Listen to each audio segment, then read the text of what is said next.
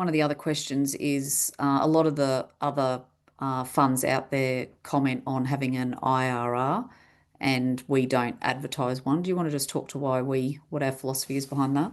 Yes, great question. Obviously, something we get asked quite a bit. We at Natgen, it's never been something that we've promoted, and the main reason behind that is if you think back to Peter's graph that she was talking about is every time that capital growth cycle dropped, it's normally due to an event that's far outside Natgen's control. COVID being one of them, the GFC being another, and another big event happening in the early 90s. So we feel that it's not prudent of us to try and forecast out what that capital growth would be, given that a large part of it is based on events that we have no control over.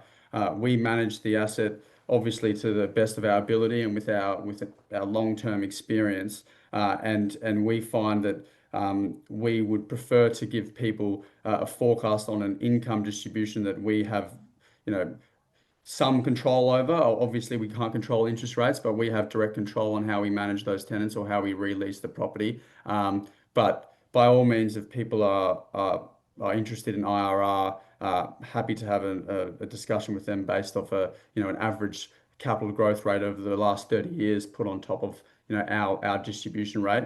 It's just something that Stephen and I have never felt comfortable putting on the front of an IM when we feel we can't control the capital growth market of commercial property in a whole. So hopefully that answers the question. But if anyone else has any more detailed information they require on IRR, Peter and I can help them work through that at any point in time.